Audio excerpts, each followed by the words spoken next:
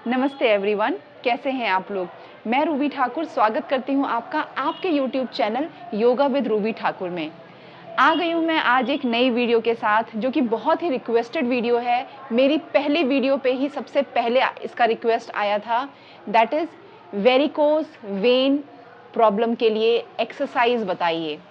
तो आज की वीडियो में हम बात करेंगे वेरिकोस वेन के बारे में, उससे रिलेटेड एक्सरसाइज के बारे में और क्या-क्या चीज़ें आप कर सकते हैं। तो मिलते हैं फिर मैट पे।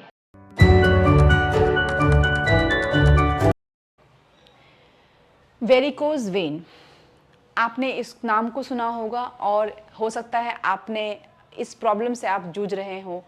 तो वेरिकोज वेन होता क्या है?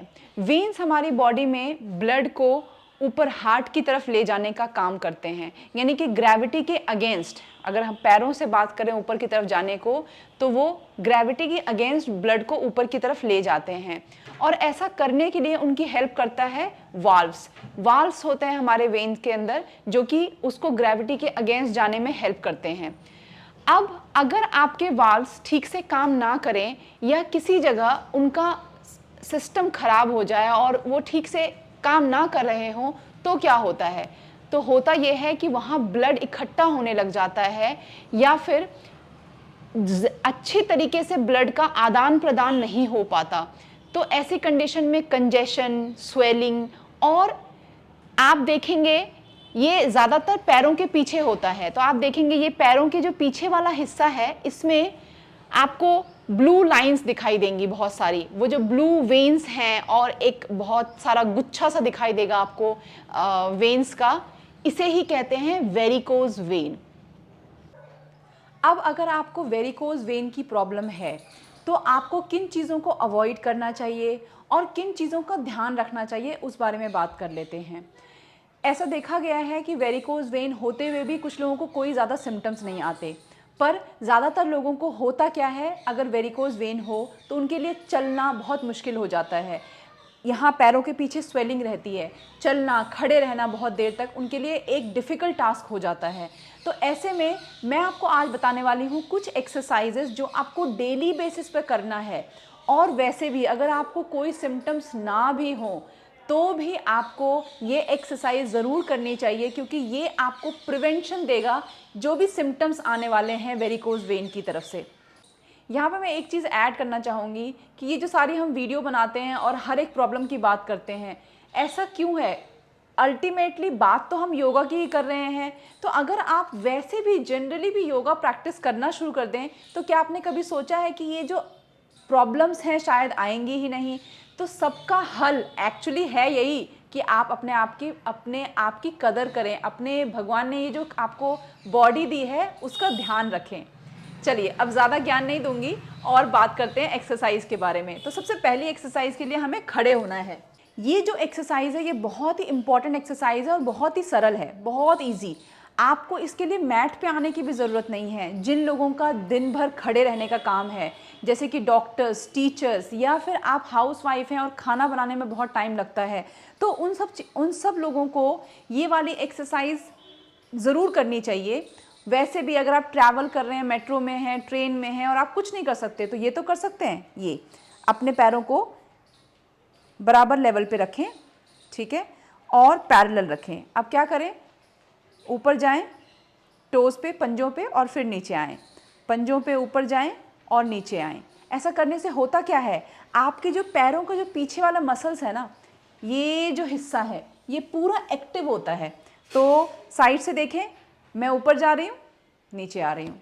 अब इसको सांसों के साथ करें, यानी कि सांस भरते हुए ऊपर जाएं, सांस छोड़ते हुए नीचे। और अगर आप घर पे हैं, मैट पे हैं और आप पूरे अच्छे से कर सकते हैं, तो सांस भरते हुए हाथ को भी ऊपर ले जाएं, पूरी बॉडी को स्ट्रेच दें और सांस छोड़ते हुए नीचे आएं। सांस भरते हुए ऊपर जाएं, ऊपर की तरफ खींचें हाथ को, पूरी बॉडी को तनाव दें और नीचे आएं। Inhale, exhale. इसको 10 से 15-20 बार, कम से कम इतनी बार तो ज़रूर करें। और सुबह करें, दोपहर करें, शाम करें, तीनों बार करें। आप कहीं भी हैं ये एक्सरसाइज ज़रूर कर सकते हैं। अब चलते हैं दूसरी एक्सरसाइज की तरफ। इस एक्सरसाइज के लिए या तो आपको दीवार चाहिए, या मान लीजिए आप पार्क में हैं और कोई बेंच है, तो बेंच का जो पैर होता है उसमें एज होते हैं बने हुए, तो आप उस एज का भी यूज़ कर सकते हैं। अभी मेरे पास दीवार है तो मैं आपको दिखा रही हूँ कि राइट लेग को इस तरह दीवार के एज पे आपने लगाया, ठीक है। अब बॉडी को कहीं नहीं घुमाना है, इधर उधर कहीं नहीं घुमाना है, दीवार की तरफ सामने रखें, हिप को स्क्वायर रखें, हाथ को शोल्डर डिस्टेंस पे रखते हुए अपनी बॉडी को आगे ले जाएं और फिर पीछे लाएं, बॉडी को आगे ले जाएं। लोग ऐसा करते हैं, ये चेस्ट को यूज़ नहीं करना है, ये वाले हील को उठा रहे हैं, आगे जा रहे हैं पेल्विस से और नीचे आ रहे हैं, आगे जा रहे हैं नीचे आ रहे हैं। जब ये आप मूवमेंट कर रहे हैं, हो क्या रहा है, ये वाली जो मसल्स है आपकी, ये पूरी एंगेज हो रही है, ये वाली, ठीक है। और पीछे वाला ये जो दूसरा पैर है उसकी भी मसल्स काम कर रही हैं। तो इसको कम से कम 10-15 बार करें एक साइड, फिर इसको चेंज करके दूसरी साइड जाएं और दूसरी साइड भी इस तरह से करें, आगे जाएं पीछे आएं, आगे जाएं पीछे आएं। ये इससे बहुत अच्छी तरीके से आपके ये जो मसल्स हैं वो यूज़ होंगे, उनमें स्ट्रेंथ आएगी।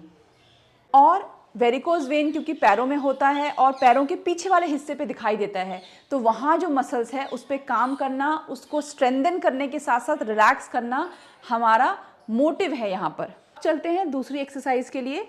तो आपको कुछ नहीं करना है, पैरों को सीधे रख के दंडासन में बैठ जाएं, स्टाफ पोज दंडासन कहते हैं इसको। अपने हिप्स को एडजस्ट करें, दोनों साइड से बाहर निकालें, अपने बैक को स्ट्रेट करें। सबसे इंपॉर्टेंट एक्सरसाइज है ये, अपने पंजों को खींचना और आगे करना। ये ऐसी एक्सरसाइज है जिससे कितनी सारी प्रॉब्लम सॉल्व होती हैं ना। आप यहाँ से आपके नीज अच्छे रहते हैं, आपके एंकल ठीक रहते हैं, साथ में जिनको वेरिकोज वेन की प्रॉब्लम है वो भी बहुत आराम आता है उसमें भी, ठीक है।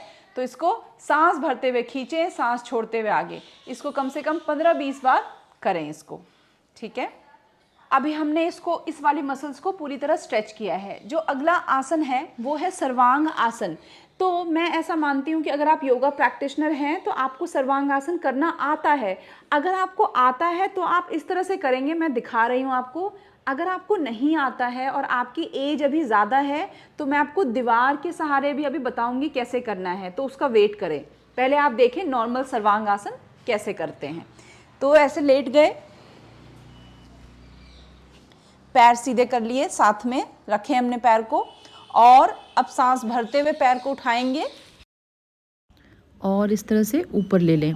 ध्यान रहे कि आप अपने पैरों को ऐसे ढीला ना छोड़ें, बिल्कुल सीधा और एक्टिव रखें। ढीला नहीं छोड़ना है, अपने नीज से सीधा करें और ना ही अपने सर की तरफ लें। इसको सीधा करके ऊपर की तरफ पूरा तानें। थोड़ी देर यहाँ रुकेंगे, नॉर्मल ब्रीदिंग करेंगे, स्ट्रेट रखें और फिर जब आपको वापस आना हो तो धीरे से बेंड करें नीज को और नीचे आएंगे, ठीक है। तो ये थी सर्वांग आसन, जो कि ऑलरेडी योगा प्रैक्टिस करते हैं, उनकी बॉडी इस तरह से बनी हुई है कि वो कर सकते हैं। अगर आपने पहले प्रैक्टिस नहीं की है तो आपको क्या करना है वो बता रही हूँ मैं। आप किसी भी दीवार के साइड में इस तरह से मैट को लगा लें, ठीक है। अब आप साइड करवट लेके, जैसे अपने साइड को पूरा दीवार से टच करके फिर आपको बैठना है। ऐसा इसलिए क्योंकि जब आप लेटेंगे तो आपका हिप्स बहुत पीछे होगा दीवार से, तो आपको धीरे वापस लाना दीवार की तरफ बहुत डिफ़िकल्ट हो जाता है। इसलिए आप पहले ही साइड को लगा कर बैठें और फिर धीरे से यहाँ से टर्न करके ऐसे घूम जाएं, और इस तरह से आपको ये करना है कि आपने अपने हिप्स को दीवार के पास लाना है। अब मैं आपको बता रही हूँ कि आपको सर्वांग आसन मॉडिफिकेशन में कैसे प्रैक्टिस कर सकते हैं। आप अपने पैरों को इस तरह से कुछ लगाएं, ठीक है, दीवार पे लगा दिया। अब धीरे धीरे अपने हिप्स को यहां उठाने की कोशिश करें, ये, ठीक है। थोड़ी देर रुके और फिर नीचे आ जाएं। बहुत जल्दबाजी ना करें, धीरे धीरे। अब आपके पास सपोर्ट है, चीज वही हो रही है, आपके चेस्ट चिन की तरफ जा रहे हैं, हिप्स उठ रहे, शोल्डर पे आ रहा है वेट।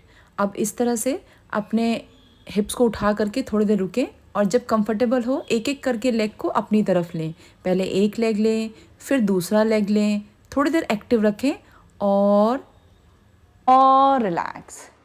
तो ये है मॉडिफिकेशन कि अगर आप सर्वांगासन नहीं कर सकते तो आपको ये प्रैक्टिस करनी है। अब आते हैं अगले आसन के लिए, जो कि दीवार के साथ ही हमें करना है, और ये आसन बहुत ही इम्पॉर्टेंट है और बहुत ही अच्छा है आपके पैरों को रिलैक्स करने के लिए। वैसे भी जिनको नींद नहीं आती, जिनको इंसोम्निया है, उनको ये ज़रूर प्रैक्टिस करना चाहिए। इसे कहते हैं विपरीत करनी। क्या करना है, सेम आपको वैसे लेटना है इस तरह से कि आपके हिप्स पूरी तरह से दीवार पे टच हो, लेकिन इसका मतलब ये नहीं है कि आपको हिप्स को ऐसे उठा लेना है इसके ऊपर। आपका लोअर बैक जो है वो ज़मीन पर है, और आपके जो ये हिप्स के पीछे वाला हिस्सा है ये दीवार की एज पे लगा हुआ है। अब कुछ केसेस में ऐसा होगा, जो लोग पहली बार प्रैक्टिस कर रहे हैं, दूसरी बार कर रहे हैं, उनको नहीं पता है, तो उनके हिप्स और दीवार के बीच में बहुत गैप होगा। तो पहले तो दीवार के मैक्सिमम क्लोज जाएं। अगर फिर भी कोई गैप रह जाता है तो एक कुशन ले लीजिए, एक कंबल ब्लैंकेट ले लीजिए और इसके बीच में रख दीजिए ताकि आपको सपोर्ट फील हो। आप अपने पैरों को इस तरह से थोड़ा सा गैप रखते हुए हाथ को ऐसे छोड़कर थोड़ी देर इस आसन में रुक जाएं। इसे कहते हैं विपरीत करनी। ठीक है, आप देखेंगे कि आपके पैरों में बहुत रिलैक्सेशन फील होगा ये करने के बाद। तो करीब 5-7 मिनट आपको रुकना है यहाँ पे। जब 5-7 मिनट हो जाए तो अब आप धीरे धीरे अपने पैरों को इस तरह से मोड़ें ये, और अपने नीज को चेस्ट की तरफ लेंगे ये। ठीक है, ये दूसरा। इसके बाद अब थोड़ी देर यहाँ पे भी रुकें, फिर अपने पैरों को, पंजों को थोड़ी देर बाद 2-3 मिनट बाद अपने पंजों को पास ले गए। अब यहाँ से अपने नीज को खोल दें और बद्ध कोणासन में। तो हो सकता है आपके पैर कुछ ऐसे दिखें। ठीक है, आपको क्या करना है, अपने हाथ से पुश करना है ऐसे, ये खुलेगा, पुश करें इसको, ये इस तरह की मूवमेंट करें। ये आपके हिप्स को भी रिलैक्स करने में, टेंशन रिलीज करने में फ्रॉम द हिप्स बहुत हेल्प करेगा। तो इस तरह की कुछ मूवमेंट को करें। अब यहाँ से नीज को क्लोज कर लें और दोबारा से अपने पैरों को स्ट्रेट कर दें। अब यहाँ पे थोड़ी मूवमेंट देंगे हम, तो एक एक पैर को पहले मूवमेंट दे रहे हैं। पहले अपने लेफ्ट लेग को मैंने ऐसे खोला और फिर वापस ले आई। दीवार का सपोर्ट है आपके पास, खोलिए, वापस लेके आइए। इधर भी इस तरह से करें तो 8-10 बार इस तरफ, 8-10 बार इस तरफ। जब आप थोड़ा कंफर्टेबल हो जाएं तो दोनों तरफ से खोलने की कोशिश करें ऐसे। यहाँ पे बहुत स्ट्रेच आएगा, वापस आ जाएं। अब मेरा इतना खुल रहा है, इसका मतलब ये नहीं कि आपका भी खुलेगा। अगर नहीं खुल रहा है कोई बात नहीं, दोनों पैर को खोलें इस तरह से और बंद करें। अब यहाँ पे होल्ड करेंगे थोड़ी देर। यहाँ स्ट्रेच आ रहा है, इसको फील करें। आप यहाँ से अपने हाथ को लगा करके ऐसे पुश भी कर सकते हैं इस तरह से। थोड़ी देर रुकें, अपने पंजों को खींचें अपनी तरफ इस पोजीशन में। बहुत बहुत ज़्यादा अच्छा स्ट्रेच आएगा यहाँ पे। एंड रिलीज कर दें। ठीक है, फिर धीरे से पैर को मोड़ लें। यहाँ से वापस आने के लिए कभी भी सामने से ना उठें। यहाँ से वापस आने के लिए पहले आप किसी भी एक साइड इस तरह करवट ले लें और थोड़ी देर रुक जाएं, और फिर धीरे से उठकर बैठ जाएं। तो ये थी कुछ exercise specifically for varicose vein problem. अगर आपको वेरिकोज वेन है तो आप इस तरह की ये जो एक्सरसाइज मैंने बताई है ये दिन में 2-3 बार करें। जब भी मौका मिले कम से कम पंजों पे जाएं, वापस आएं। इससे आपको बहुत हद तक आराम मिलेगा। और अगर आपको नहीं है तो भी मैं यही बताना चाहती हूँ कि किसी रोग के होने का इंतज़ार ना करें कि जब मुझे कोई प्रॉब्लम होगी तब मैं लाइफ में योगा करना शुरू करूँगी या करूँगा। अभी शुरू करें ताकि प्रॉब्लम आए ही ना। अगर आप मेरी गाइडेंस में रहकर योग सीखना चाहते हैं, प्रैक्टिस करना चाहते हैं, तो मैं देती हूँ ऑनलाइन वर्ल्ड वाइड क्लासेस। ये पेड क्लासेस होती हैं योगा की। अगर आप ये क्लासेस ज्वाइन करना चाहते हैं तो नीचे दिए गए हुए नंबर पे संपर्क करें। आई होप कि आपको ये वीडियो पसंद आई होगी और आप इस वीडियो को ज़्यादा से ज़्यादा शेयर करेंगे और मुझे सब्सक्राइब करके मुझे सपोर्ट करेंगे, इस वीडियो को लाइक करेंगे। इसी तरह की और वीडियो के साथ मैं मिलूँगी आपसे अगले हफ्ते। तब तक के लिए स्वस्थ रहें, खुश रहें। नमस्ते।